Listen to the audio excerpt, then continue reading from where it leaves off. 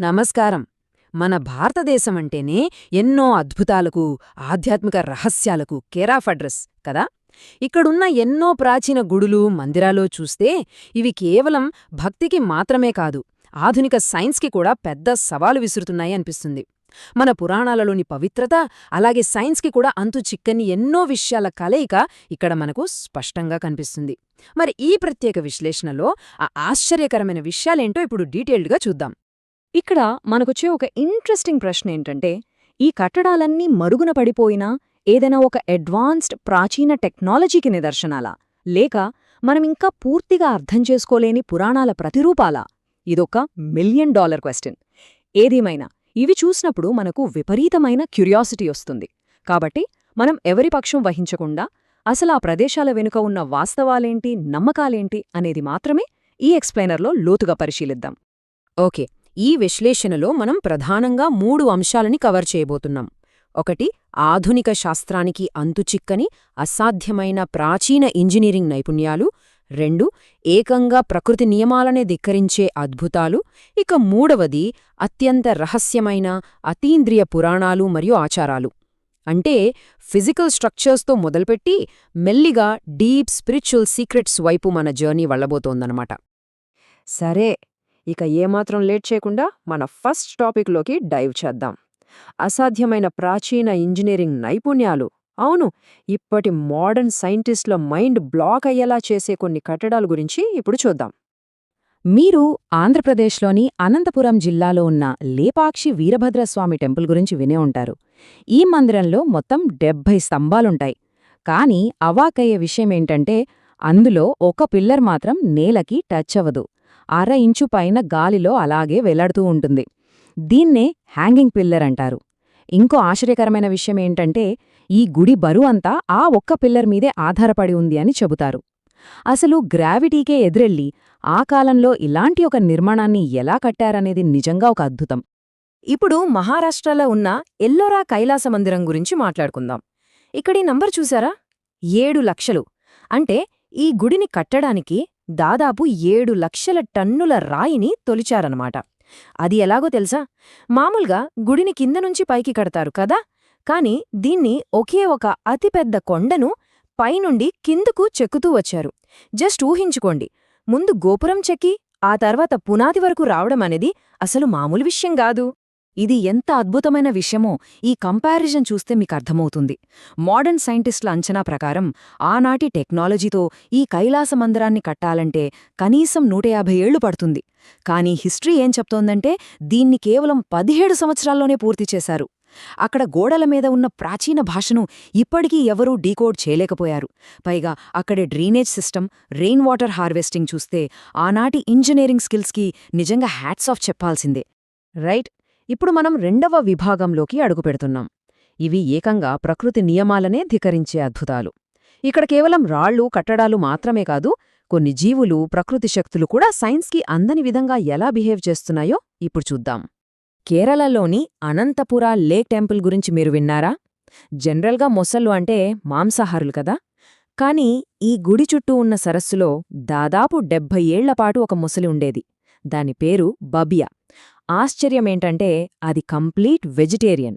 భక్తులు పెట్టే గుడి ప్రసాదం మాత్రమే తిని బతికింది. అదెప్పుడూ ఏ మనిషికి కాని, కనీసం ఏ చిన్న జంతువుకు కాని హాని చేయలేదు. ఒక క్రూర జంతువు ఇంత సాధువుగా ప్రసాదం తింటూ జీవించడమనేది బయాలజిస్టులకు కూడా అంతుచిక్కని మిస్టరీ.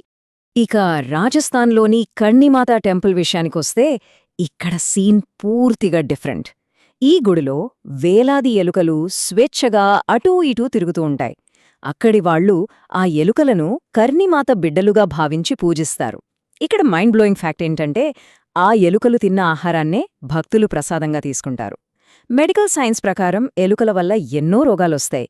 కానీ హిస్టరీలో ఎప్పుడూ ఇక్కడ ఒక్కరికి కూడా అలా ఎలాంటి జబ్బు రాలేదు. అది నిజంగా ఆశ్చర్యకరం కదూ. నెక్స్ట్, హిమాచల్ ప్రదేశ్లోని జ్వాలాదేవి మందిరం. ఇక్కడ ఈ 9 అనే నంబర్కి ఒక స్పెషాలిటీ ఉంది. ఈ ప్లేస్లో ఎలాంటి ఆయిల్ గానీ, ఇంధనం గానీ లేకుండా భూమి లోపల్నుంచి ఏకంగా 9 మంటలు అలా నిరంతరంగా వెలుగుతూనే ఉంటాయి. ఇక్కడ విగ్రహమేమీ ఉండదు, ఆ జ్వాలలనే దేవత స్వరూపాలుగా పూజిస్తారు. బ్రిటిష్ కాలంలోనే కాదు, ఆ తర్వాత ఎంతోమంది సైంటిస్టులు ఆ మంటలెక్కడ్నుంచొస్తున్నాయో తెలుసుకోవాలని ట్రై చేశారు, కానీ లాభం లేదు. ఆ రహస్యం ఇప్పటికీ ఎవ్వరికీ తెలియలేదు. ఈ ప్రకృతి వింతల్లో చివరిగా మధ్యప్రదేశ్లోని మతంగేశ్వరం మందిరం చూద్దాం. ఇది యునెస్కో గుర్తించిన వరల్డ్ హెరిటేజ్ సైట్. ఇక్కడున్న శివలింగం భూమిపైన 9 అడుగులుంటే భూమి లోపల కూడా అంతే డెప్త్లో ఉంటుందట. దీంట్లో ఉన్న అద్భుతమేంటంటే ప్రతి సంవత్సరం శరత్ పౌర్ణమి రోజున ఈ శివలింగం ఖచ్చితంగా 1 ఇంచ్ పెరుగుతుందనంటారు.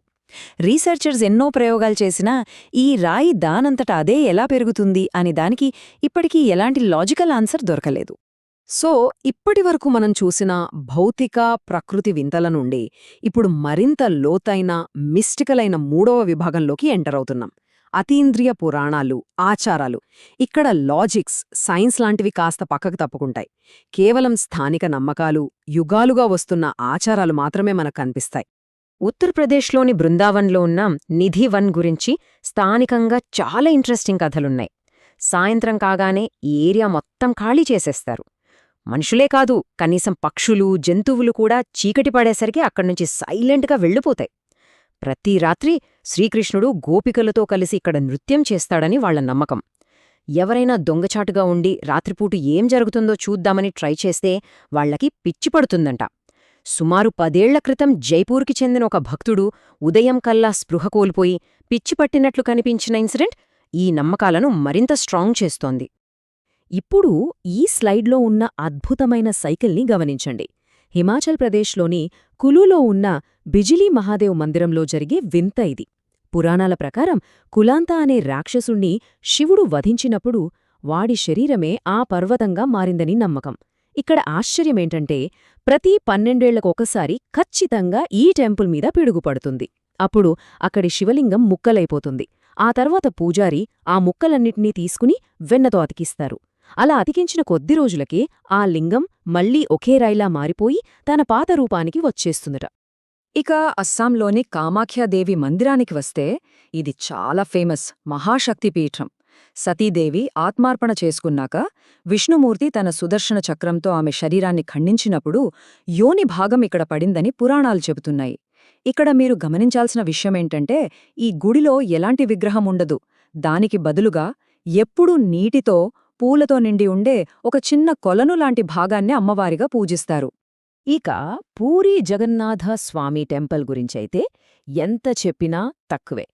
ఇక్కడ జరిగే అద్భుతాలు నిజంగా మైండ్ బ్లోయింగ్. గుడి గోపురంపై ఉండే జెండా ఎప్పుడూ గాలి వీచే దిశకు ఆపోజిట్ డైరెక్షన్లో ఎగురుతుంది. అలాగే 214 అడుగుల ఎత్తు ఉన్న ఈ టెంపుల్ పైనుంచి ఒక్క పక్షిగాని, ఫ్లైట్ గాని వెళ్లవు. ఇంకో ఇంట్రెస్టింగ్ విషయమేంటంటే ప్రతి 12 ఏళ్లకొకసారి విగ్రహాలను మార్చే టైంలో పూరీ సిటీ మొత్తం కరెంట్ తీసేసి కంప్లీట్ చీకట్లో కేవలం పూజారి మాత్రమే లోపలికి వెళ్తారు. పాత విగ్రహాల నుంచి కొత్త విగ్రహాలకు మార్చే ఆ రహస్య వస్తువునే బ్రహ్మ పదార్థం అంటారు. అది ఏంటన్నది నేటికీ ఎవ్వరికీ తెలియని ఒక పెద్ద మిస్టరీ. ఈ పూరీ జగన్నాథ టెంపుల్లోనే జరిగే ఇంకో మ్యాజిక్ ఇక్కడి వంటగదిలో ఉంటుంది. ప్రసాదం వండటానికి ఏకంగా 7 కుండలను ఒకదానిపై ఒకటి పేర్చుతారు. నార్మల్గా మంటకు దగ్గరగా ఉన్న కింద కుండ ముందు ఉడకాలి కదా, కానీ ఇక్కడ సీన్ రివర్స్. అందరికంటే పైన ఉన్న కుండలో ప్రసాదం ముందుడుగుతుంది, ఆ తర్వాత దాని కిందది, అలా లాస్ట్కి అట్టడుగున ఉన్న కుండలో ప్రసాదం రెడీ అవుతుంది. అసలు థర్మోడైనమిక్స్కే సవాలు విసురుతున్న ఈ ప్రాసెస్ వెనుక ఉన్న లాజిక్ ఎవరికీ అంతుచిక్కడం లేదు. సో ఫైనల్గా మనం ఈ విశ్లేషణ చివరికి వచ్చేశాం. గాలిలో వేలాడే లేపాక్షి స్తంభం దగ్గర నుండి 7 లక్షల టన్నుల రాయితో పైనుంచి కిందకు తొలిచిన కైలాస మందిరం వరకు, కేవలం ప్రసాదం తినే మసలి నుండి పూరీలోని బ్రహ్మ పదార్థం వరకు మనం ఎన్నో వండర్స్ చూశాం. ఇవన్నీ ఒక ఇంట్రెస్టింగ్ ప్రశ్నను మన ముందుంచుతున్నాయి. ఆధునిక విజ్ఞాన శాస్త్రం ఎప్పటికైనా ఈ ప్రాచీన రహస్యాలను ఛేదించగలదా? లేక భక్తి, ప్రాచీన ఇంజనీరింగ్ కలగలిపిన ఈ అద్భుతాలు అలా కాలగర్భంలో ఒక రహస్యంగానే మిగిలిపోవాలని ప్రకృతి డిసైడ్ చేసిందా? ఏది ఏమైనా మనిషి ఆలోచనలకు అందని ఎన్నో విషయాలు ఈ సృష్టిలో ఉన్నాయని ఈ కట్టడాలు మనకు ఎప్పుడూ గుర్తుచేస్తూనే ఉంటాయి. ఈ ప్రయాణం మీకు కొత్త విషయాలు పరిచయం చేసిందని ఆశిస్తున్నాను. థాంక్యూ.